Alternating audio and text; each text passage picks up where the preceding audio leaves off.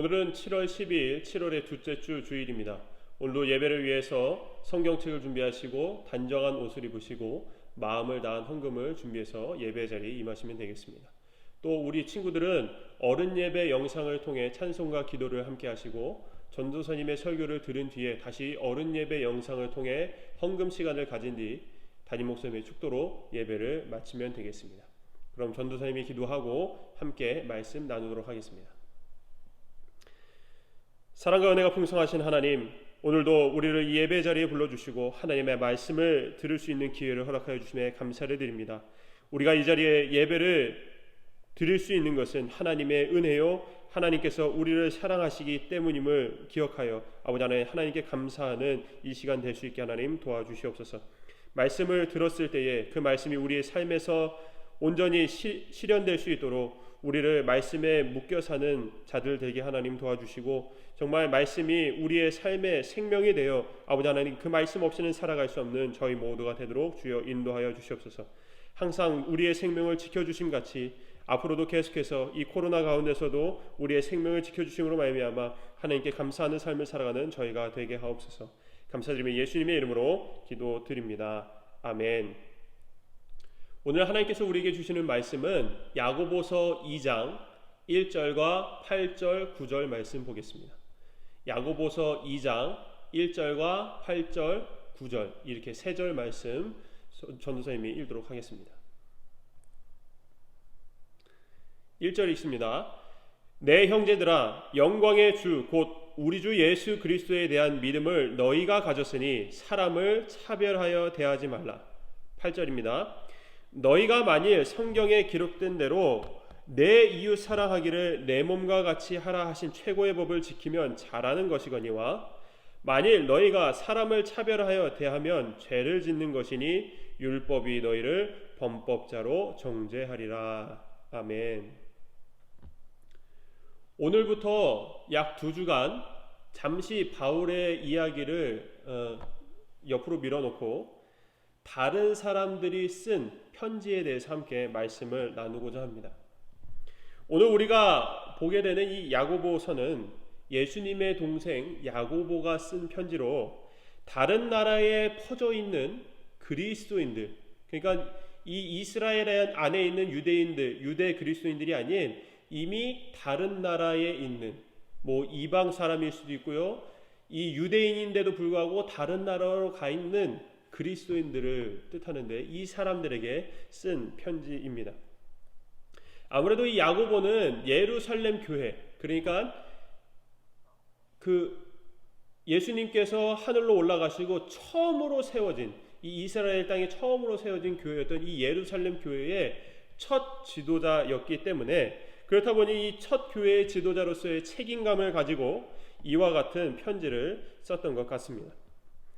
야고보서는 전체적으로 그리스도인의 믿음에 따른 행함에 대해서 얘기를 하고 있습니다. 야고보는 이렇게까지 얘기를 했습니다. 행함이 없는 믿음은 죽은 믿음이다 라고까지 말했을 정도로 예수님을 믿는 믿음이 있다면 그것이 반드시 겉으로 드러나는 행함이 있어야 한다고 강조를 했습니다. 그렇다 보니 믿음이 아닌 행함이 더 강조되는 것처럼 보여서 많은 사람들의 오해를 사기도 했습니다. 심지어 종교개혁자인 루터는 이렇게 얘기를 했습니다. 야고보서를 지푸라기 서신이다. 즉, 왜 이것이 성경에 들어갔나? 이 야고보서는 중요하지 않은 서신이다, 편지이다 라고까지 얘기할 정도였던 것이죠. 어찌됐든 야고보서는 이런 과거의 억울한 평가를 뒤로하고 지금은 우리 모두에게 중요한 하나님의 말씀임이 분명합니다. 야고보는 말씀을 들었으면, 믿음을 가졌으면 당연히 그것이 행동으로 드러나야만 한다라고 말을 했습니다. 그렇다 보니 그리스도인의 믿음에 따른 행동은 무엇인가에 대해 주로 말해주고 있는데, 오늘 우리가 함께 볼 말씀에서는 가난한 자와 부자에 대한 그리스도인의 차별적인 행동에 대해서 말해주고 있습니다. 당시에 그리스도인의 여러 모습들 가운데 가장 흔하게 나타나는 모습에 대해서 야고보가 이야기를 꺼내게 됐습니다.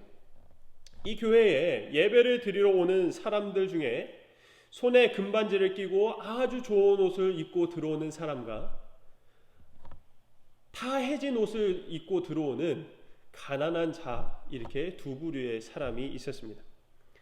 그리스도인들이 이 두 사람 중에 좋은 옷을 입고 들어오는 부자를 눈여겨보고 있다가 그 사람에게 말하길, 여기 좋은 자리가 있으니 여기 앉으시지요 라고 말했고, 가난한 자에게는 당신은 그냥 거기 서 있든지 여기 내 발밑에 와서 나 앉으시오 라고 얘기를 했다라고 한다면, 이처럼 이렇게 사람을 차별하여 대하는 것처럼 악한 것이 없다라고 야고보는 얘기를 했습니다. 사실 이러한 모습은 우리에게도 흔하게 나타날 수 있는 모습이라고 할 수가 있습니다. 모든 사람에게 같은 모습을 보이지 않고 누구는 차별하고 누구는 좋게 대하는 것은 야고보의 말처럼 악한 행동인 것이죠. 특히 그리스도인으로서 이러한 모습을 보이는 것은 하나님의 말씀을 지키지 않는 것과 같다라고 말할 수가 있습니다. 오늘 말씀에서처럼 예수님을 믿고 있는 그리스도인임에도 불구하고 하나님의 말씀을 어기고 사람에 따라서 다르게 대하고 있는 사람들에게 야고보는 이렇게 말하고 있습니다. 하나님이 세상에서 가난한 자를 선택해서 믿음이 넘치게 하시고 또 자기를 사랑하는 자들에게 약속하신 나라를 상속으로 받게 하셨다라고 말을 합니다. 이 말씀은 이런 뜻이죠. 가난한 자들이 이 땅에서 차별을 당하고 있지만 하나님께서는 그러한 억울함을 당하는 자들을 선택하셔서 오히려 믿음을 주시고 하나님의 나라까지도 선물로 주셨다라고 말을 하고 있는 것입니다. 오늘 말씀에서 사람을 다르게 대하여 가난한 사람이 지금 차별을 당하고 있지만, 사실은 이 말씀에서 가난한 사람뿐만 아니라 이처럼 다르게 여겨져서 억울함을 당하는 모든 사람들을 가리키고 있는 말씀입니다.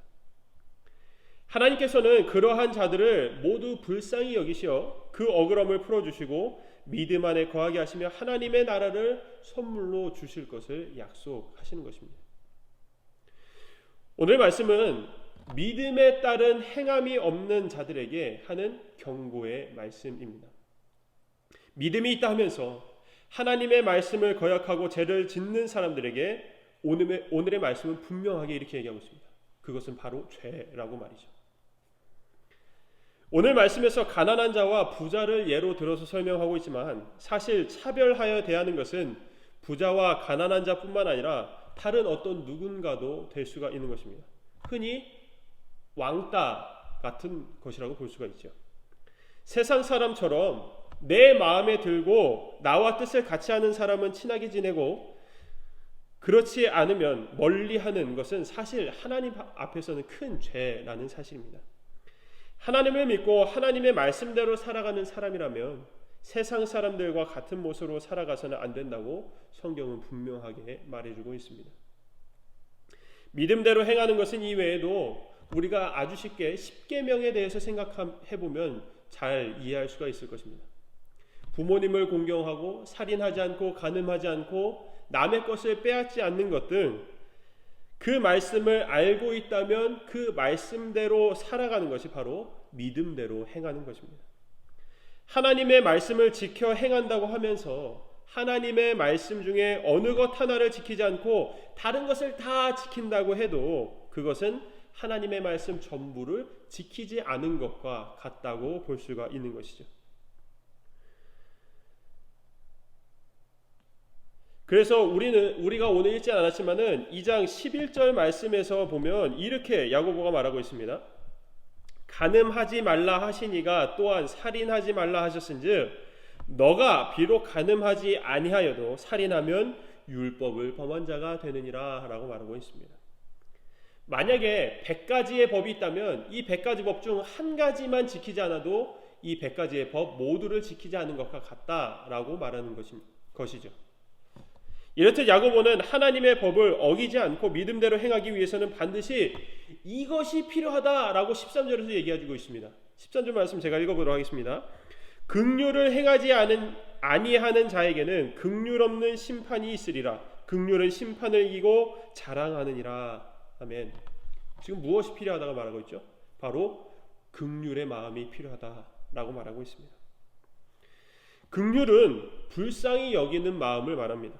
즉 사랑으로 모든 것을 받아들일 수 있는 마음을 말하는 것이죠.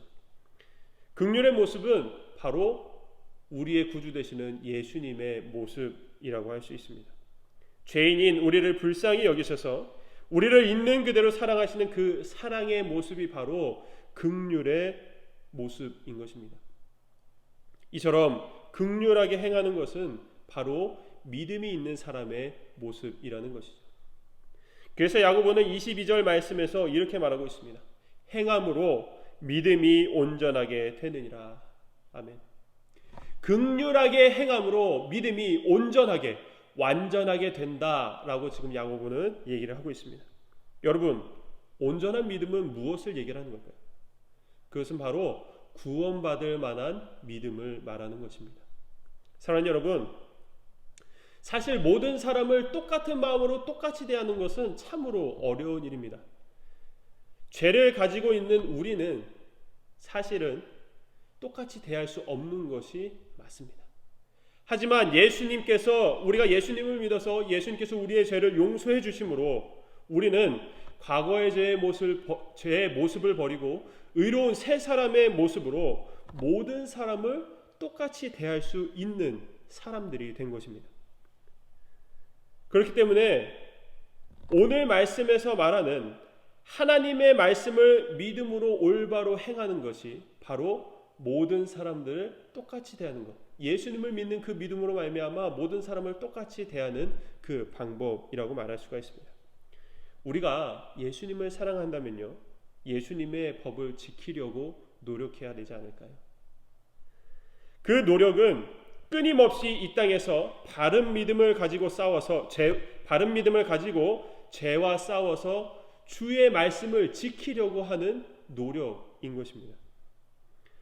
우리 모두 주님의 말씀을 온전히 우리의 삶으로 살아내어서 믿음이 온전히 우리의 행함으로 드러나고 차별, 오늘 말씀에서 말하고 있는 이 안 좋은 행동, 차별, 또 그 외에 다른 모든 죄의 모습이 우리에게 나타나지 않는 삶을 살아갈 수 있기를 주님의 이름으로 간절히 축원합니다. 아멘. 기도하겠습니다. 하나님, 주님을 믿는 우리에게는 반드시 그 믿음에 따른 행동이 있어야만 할 줄 압니다. 그 행동은 우리의 뜻을 꺾고 하나님의 뜻대로 행하는 행동이며 그 행동에는 반드시 긍휼의 마음이 있어야만 할 것입니다. 하나님을 사랑한다고 하면서 이웃을 사랑하지 않는 죄가 우리에게 있지 않게 하시고 하나님께서 우리를 불쌍히 여기시듯 우리도 믿음으로 이웃을 불쌍히 여겨 하나님 안에서 바른 관계가 회복되고 온전한 이웃 사랑의 실천이 우리 가운데 나타나는 은혜가 있게 하옵소서. 이 나라가 교회를 향한 강력한 금지 명령을 내림으로 더욱 우리의 예배가 축소되고 이 세상에 믿지 않는 사람들로부터 많은 지탄을 받고 있습니다. 우리를 불쌍히 여기시는 하나님께서 우리의 억울함을 풀어주시고 교회의 모든 것이 이전과 같이 회복되는 은혜가 있게 하옵시며 그 모든 것을 감사함으로 받을 준비하는 저희가 되게 하옵소서. 오늘도 우리에게 예배를 허락하시고 말씀을 주신 하나님께 감사를 드리며 긍휼의 목자 되시는 예수님의 이름으로 기도드립니다. 아멘. 말씀을 마쳤습니다.